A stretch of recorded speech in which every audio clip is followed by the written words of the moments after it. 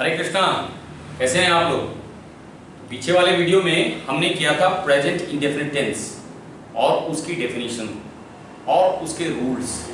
आज हम करेंगे प्रेजेंट इंडेफिनिट टेंस के जो रूल्स हमने पढ़े उसको कैसे हम अप्लाई करें, क्योंकि जब तक आपको उसकी एप्लीकेशन, उसकी उपयोगिता नहीं ज्ञान होगा तब तक उसकी कोई वैल्यू नहीं है। तो प्रेजेंट इंडेफिनिट टेंस के जो रूल्स हमने पढ़ाए थे पिछले वाले वीडियो में, आप डिटेल से उसको देख सकते हैं। और वो जो रूल्स हमने पढ़े थे उन रूल्स को कैसे हम यूज करें, इसके लिए एग्जाम्पल्स की हम मदद लेते हैं। फॉर एग्जाम्पल, मैं आपको कहता हूं कि हरि स्कूल जाता है, और इसको आप इंग्लिश में ट्रांसलेट कीजिए। तो जब भी कोई सेंटेंस आपको इंग्लिश में ट्रांसलेट करना होगा तो ट्रांसलेट करने से पहले दो बातें जाननी जरूरी है। पहली बात, आप उसका टेंस जानिए, ये पहली बात है कि कौन सा उसका टेंस है। और जब ये जान लेंगे तो दूसरी बात, आपने जानना है टाइप ऑफ सेंटेंस, कौन से प्रकार का वाक्य है ये। मेरा पहला या दूसरा वाला वीडियो, उसमें मैंने टाइप्स ऑफ सेंटेंसेस आपको पढ़ाए हैं, आप उसको देख सकते हैं। तो सबसे पहले हम जानेंगे कि इसका टेंस क्या है, जो सेंटेंस दिया हुआ है। टेंस जानने के लिए आपको उसके आखिरी में जाना होगा। आखिरी में आपने देखा है आया हुआ है, तो है, हैं, हूं और हो जिन वाक्यों के अंत में आता है वे प्रेजेंट टेंस के वाक्य होते हैं। तो ये प्रेजेंट टेंस का वाक्य है। लेकिन प्रेजेंट के फिर चार पार्ट होते हैं, present indefinite, present continuous, present perfect और प्रेजेंट परफेक्ट कंटीन्यूअस टेंस। तो ये इनमें कौन सा वाला वाक्य है, तो इसके लिए थोड़ा सा आप और अध्ययन करेंगे। तो आपने देखा ता है, जिन वाक्यों के अंत में ता है, ती है, ते है, ता हूं, इस तरीके से आता है, वही वाक्य प्रेजेंट में भी प्रेजेंट इंडेफिनिट टेंस के वाक्य होते हैं। तो हमने पहला काम कर लिया, इसका टेंस पहचान लिया, ये हमें पता लग गया प्रेजेंट इंडेफिनिट टेंस है। दूसरा काम क्या है, टाइप ऑफ सेंटेंस। मूलतः 6 प्रकार के सेंटेंसेस होते हैं, affirmative, negative, interrogative, imperative, exclamative और ऑब्जेक्टिव।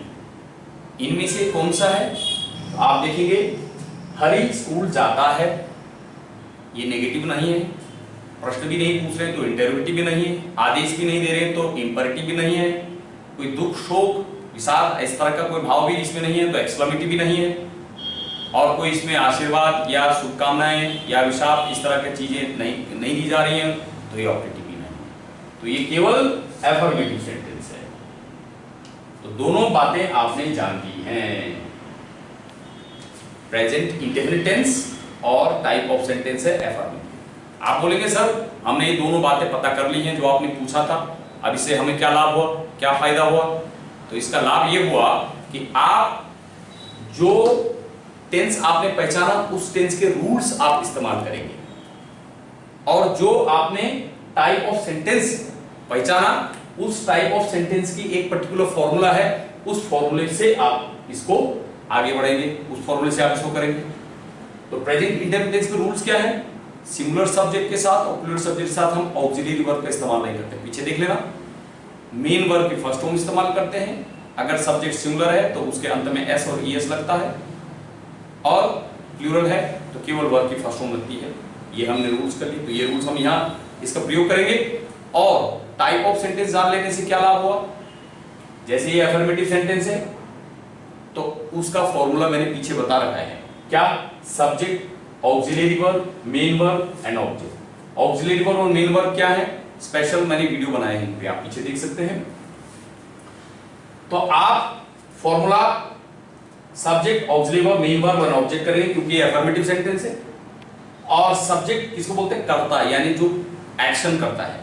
तो कौन एक्शन कर रहा है इसमें, हरि एक्शन कर रहा है, तो आपने पहले हरि इस्तेमाल कर लिया, प्रयोग कर लिया। ऑक्सिलरी वर्ब इस वाले टेंस में इस्तेमाल नहीं होता, प्रयोग नहीं होता है, मैंने बता दिया। मेन वर्ब जाता है तो जाने क्या लीजिए, गो, लेकिन हरि सिंगुलर सब्जेक्ट है, और पीछे रूल बताया, सिंगुलर सब्जेक्ट के साथ जो वर्ब है उसके अंत में एस और ईएस आता है। किन वर्ब्स के अंत में एस आता है, किन के अंत में ईएस आता है, ये मैं अभी आगे पढ़ाऊंगा। और उसके बाद आपने सब्जेक्ट कर लिया, ऑक्सिलरी वर्ब इस्तेमाल करनी नहीं है, मेन वर्ब कर लिया, और अब है कर्म। कर्म माने जिसके लिए क्रिया हो रही है ये, या जहां के लिए क्रिया हो रही है ये, जिस पर क्रिया हो रही है। तो कहां के लिए क्रिया हो रही है? स्कूल।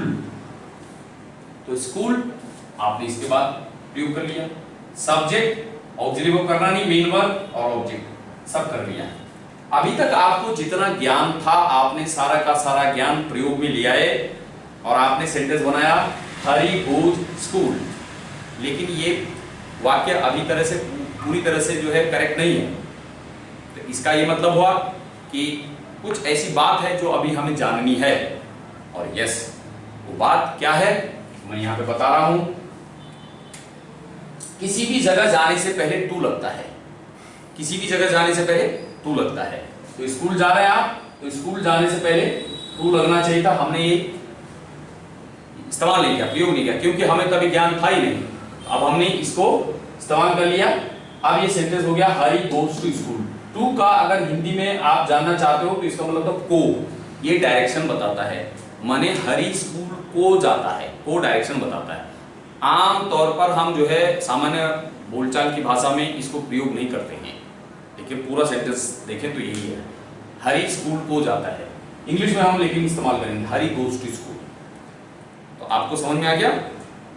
लेकिन जैसे मैंने पीछे भी बताया और अभी मैं बता रहा हूं कि हर भाषा में क्या होते हैं, एक्सेप्शंस होते हैं, अपवाद होते हैं। यानी कुछ ऐसी स्थितियां होती हैं जिनको आप रूल्स रेगुलेशंस की सहायता से एक्सप्लेन नहीं कर सकते, फिर भी वो एग्जिस्ट करती हैं, वो मौजूद होती हैं, विद्यमान होती हैं, और उनको हमें वैसे ही आत्मसात करना पड़ता है, वैसे ही उनको स्वीकार करना पड़ता है। तो यहाँ पर भी एक्सेप्शन है, अपवाद है। वो क्या है? Home, abroad etcetera are never preceded by preposition to. अब ये बात, इस लैंग्वेज का अर्थ हमें समझ में नहीं आ रहा है क्या कह रहा है। ये इसके ना आने की वजह है ये प्रेसिडेड बाय। ये प्रेसिडेड बाय क्या इसका अर्थ होता है, अगर ये हमें पता चल जाएगा तो फिर हम ये भाषा समझ जाएंगे, और भाषा समझ जाएंगे तो फिर हम आगे बात कर सकते हैं। तो पहले मैं आपको ये प्रेसिडेड बाय के बारे में ही बता देता हूं। देखिए, प्रेसिडेड के बाद हमेशा बाय आएगा, और जब मैं प्रेसिडेड बाय के बारे में बता रहा हूं तो लगे हाथों इसके संबंध में और भी कुछ बातें हैं, वो भी मैं आपको बता देता हूं आपको बेनिफिट देने के लिए। एक होता है प्रेसिडेड बाय, एक होता है प्रेसीड्स। तो प्रेसिडेड बाय का मतलब होता है के पूर्व आना, और प्रेसीड्स का मतलब होता है किसी से पूर्व आना। लेकिन अभी ये समझ में नहीं आ रहा है कि पूर्व आना, किसी से पूर्व आना, इसका क्या अर्थ है। मैं उदाहरण से आपको इसको क्लियर करूंगा, थोड़ा सा आप दीक्षा कीजिए। और मैंने कहा जब मैं प्रेसिडेंट बाय की बात कर ही रहा हूं तो मैं लगे आपको कुछ और बातें भी आपको बताता हूं इससे संबंधित। फॉलोड बाय, फॉलोड के बाद क्या हमेशा बाय आएगा, इसका मतलब होगा के बाद आना। और एक है फॉलोज, इसका मतलब हुआ किसी के बाद आना। दोनों में फर्क है, के बाद आना और किसी के बाद आना। तो इसको समझते हैं एग्जाम्पल से। हमेशा प्रेसिडेड बाय और फॉलोड बाय, इनके बाद बाय आएगा, और इनके प्रेसीड्स और फॉलोज इनके बाद बाय नहीं आएगा। क्यों? ये है पैसिव वॉइस, ये हम आगे पढ़ेंगे, और ये है एक्टिव वॉइस, ये हम आगे पढ़ेंगे जैसे हमने बताया। फिलहाल हम इनको एग्जाम्पल से समझते हैं कि ये कैसे प्रयोग में आते हैं। प्रेसिडेड बाय माने के पूर्व आना, इसका एग्जाम्पल दे रहा हूं, जनवरी इज प्रेसिडेड बाय। तो प्रेसिडेड बाय माने के पूर्व आना, तो इसका अर्थ हुआ जनवरी के पूर्व आता, इज माने है। तो जनवरी इज प्रेसिडेड बाय, जनवरी के पूर्व क्या आता है? दिसंबर। जनवरी से पहले क्या आता है? दिसंबर आता है। तो ये समझ में आ गया आपको। एक और एग्जांपल देता हूं मैं, Monday is preceded by Sunday. Monday के पूर्व आता, इज माने है संडे। मंडे से पहले क्या आता है? संडे आता है। ठीक है, तो ये आपको प्रेसिडेड बाय पर मैंने दो एग्जांपल दिए हैं, and I hope you have understood me. अब आप करते हैं प्रेसीड्स। प्रेसीड्स का मतलब हुआ किसी के पूर्व आना। तो इसका एग्जांपल से आप समझते हैं, जनवरी प्रेसीड्स, इसका मतलब है जनवरी किसी से पूर्व आता है। वो किसी को अगर आप यहां पे लिख दोगे तो पूरा अर्थ हो जाएगा जनवरी, वो जो भी किसी है उससे पूर्व आता है। तो किससे पूर्व आता है? जनवरी। जनवरी किस महीने से पहले आता है? फरवरी से पहले। तो जनवरी प्रेसीड्स फरवरी, माने जनवरी फरवरी से पूर्व आता है। एक और एग्जांपल देता हूं, मंडे प्रेसीड्स, मतलब मंडे पूर्व आता है, किससे पूर्व आता है? ट्यूसडे। तो मंडे प्रेसीड्स ट्यूसडे, मंडे ट्यूसडे से पहले आता है। तो ये हमने प्रेसीड्स के बारे में एग्जांपल, दो एग्जांपल मैंने आपको दे दी, ठीक है। अच्छा, अब हम बात करते हैं फॉलोड बाय। मैंने बताया फॉलोड के बाद हमें बाय है, इसका मतलब होता है के बाद आना। एग्जांपल समझते हैं, जनवरी इज फॉलोड बाय, जनवरी के बाद आता इज माने है, तो जनवरी के बाद क्या आता है? फरवरी, जनवरी इज फॉलोड बाय फरवरी। एक और एग्जांपल लेते हैं, Monday is followed by, Monday के बाद आता इज माने है, मंडे के बाद क्या आता है? Tuesday, Monday is followed by Tuesday. ये फॉलोड बाय पर बेस्ड दो एग्जांपल्स मैंने आपको बता दिए। और अब हम बात करते हैं फॉलोज। फॉलोज माने क्या होता है? किसी के बाद आना, के बाद आना और किसी के बाद आना, इन दोनों में क्या अंतर है? एग्जांपल समझते हैं। अगर आप बोले जनवरी इज फॉलोड बाय, तो जनवरी इज फॉलोड बाय फरवरी। लेकिन अगर आप कहते हैं जनवरी फॉलोज, तो फॉलोज को माने किसी के बाद आता है। जनवरी किसी के बाद आता है, किसके बाद आता है? दिसंबर के बाद। तो यहां लिखेंगे, तो जनवरी फॉलोज दिसंबर, जनवरी दिसंबर के बाद आता है। जनवरी दिसंबर के बाद आता है दिसंबर, और उसके बाद फिर जनवरी आता है, नेक्स्ट मंथ, नेक्स्ट ईयर। एक और एग्जांपल, मंडे फॉलोज, मंडे किसी के बाद आता है, किसके बाद आएगा? संडे, तो मंडे फॉलो संडे। तो फॉलोज के भी दो एग्जांपल मैंने दे दिए। तो मैंने हर एक एक पॉइंट पर दो दो एग्जांपल आपको दे दिए, ताकि आपका कंफ्यूजन बिल्कुल क्लियर हो जाए। फिर भी आपको कंफ्यूजन होता है तो आप मुझे कमेंट बॉक्स में लिख के बोल सकते हैं, फोन भी कर सकते हैं, फोन नंबर मैंने दिया हुआ है। अगर आपको समझ में आ गई मेरी बात, तो आप इस क्वेश्चन का आंसर मेरे को कमेंट बॉक्स में लिखेंगे।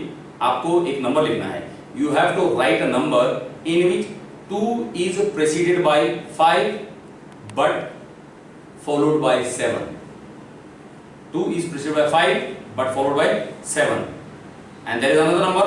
Write down a number in which 6 follows 9 but precedes 2.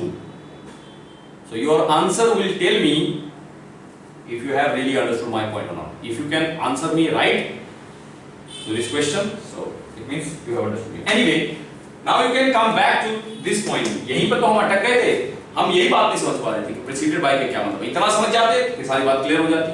कह रहा है home, abroad etcetera are never preceded by preposition. Home, abroad, abroad माने विदेश, आर एटसेट्रा और भी, आर माने है, नेवर माने कभी नहीं, प्रेसिडेड बाय, प्रेसिडेड बाय मैंने बता ही दिया, प्रेसिडेड बाय माने के पूर्व आना और प्रीपोजिशन टू। इसका मतलब होम, अब्रॉड एटसेट्रा के पहले कभी भी प्रीपोजिशन टू नहीं आता है। अभी अभी मैंने यहां बताया किसी भी जगह जाने से पहले टू आएगा। स्कूल से पहले आपने टू नहीं लगाया था तो सेंटेंस इनकम्प्लीट था, टू लगाने के बाद सेंटेंस कंप्लीट हो गया। लेकिन अगर आप होम, घर जाने की बात कर रहे हैं, अब्रॉड, विदेश जाने की बात कर रहे हैं, तब इनसे पहले टू नहीं आएगा। मैं नहीं कह रहा हूं, रूल कह रहा है, इंग्लिश के रूल्स हैं, एक्सेप्शंस हैं। आप क्यों नहीं आएगा इसका जवाब कोई है नहीं, कभी तो एक्सेप्शन है। एग्जाम्पल इसको समझते हैं। मैं प्रति सप्ताह घर जाता हूं। अब इस सेंटेंस को आपको इंग्लिश में ट्रांसलेट करना है, तो मैंने जैसे बताया, सबसे पहले आपने क्या करना है? टेंस ढूंढना है, कौन सा टेंस का वाक्य है ये। उसके बाद आप टाइप ऑफ सेंटेंस, टेंस जानने के लिए क्या करेंगे? एंड में चले जाएंगे। आपने देखा हूं आ गया तो है, हूं, हो, जिन वाक्यों का मतलब प्रेजेंट टेंस के वाक्य होते हैं, प्रेजेंट टेंस का है ये। लेकिन प्रेजेंट में कौन सा है? ता हूं दिखा, तो प्रेजेंट में प्रेजेंट इंडेफिनिट टेंस हो गया। ठीक है, टेंस पहचान लिया। उसके बाद टाइप ऑफ सेंटेंस, ये अफर्मेटिव सेंटेंस है, नेगेटिव नहीं है, इंटरोगेटिव नहीं है। अफर्मेटिव है तो उसका फॉर्मूला क्या है? पहले सब्जेक्ट का इस्तेमाल करेंगे। सब्जेक्ट कौन है? मैं लगा दिया आपने आई। ऑक्सिलियरी वर्ब लगता नहीं है, प्रेजेंट इंडेफिनिट टेंस में रूल है, पीछे पढ़ लेना। आगे बढ़ जाएंगे, मेन वर्ब है गो, और गो के अंत में एस ए एस यहां नहीं आएगा। क्यों नहीं आएगा? पीछे वाले वीडियो में मैंने आपको बताया, आई माने मैं सिंगल आदमी हूं, तो तार्किक रूप से आई को सिंगुलर सब्जेक्ट होना चाहिए, लेकिन आई सिंगुलर सब्जेक्ट नहीं बल्कि प्लूरल सब्जेक्ट होता है। ऐसा क्यों होता है? इसका कोई कारण नहीं, ये भी एक एक्सेप्शन है। तो आई प्लूरल सब्जेक्ट है, ये एक एक्सेप्शन है, इसलिए इसके साथ प्लूरल सब्जेक्ट के ही रूल लगेंगे। लेकिन आई प्लूरल सब्जेक्ट केवल प्रेजेंट टेंस में है, पास्ट में फिर ये सिंगुलर आ जाता है, फ्यूचर में सिंगुलर आ जाता है। तो इसलिए यहां पर ES नहीं लगेगा। आई गो और होम, अगर यहां आप टू लगाते तो ये भी गलत होता। क्यों, ये आपको पता चल गया यहाँ पे। I go to home, this is wrong, I go home, this is right. And फिर उसके बाद जो बच गया ऑब्जेक्ट, क्या, जो एवरी ऑब्जेक्ट ये भी है, home every week. Every week वैसे एडवर्ब ऑफ टाइम है, बताऊंगा बाद में। तो I go home every week, now this sentence is absolutely correct. अच्छा, मैं आपको एक बात और बताना चाहता हूं, होम लिखा है या हाउस लिखा है, आपको इस बात को बहुत बारीकी से देखना है। अगर तो होम लिखा है तब टू नहीं आएगा, टू गलत है। लेकिन अगर हाउस है तो हाउस से पहले टू सही है।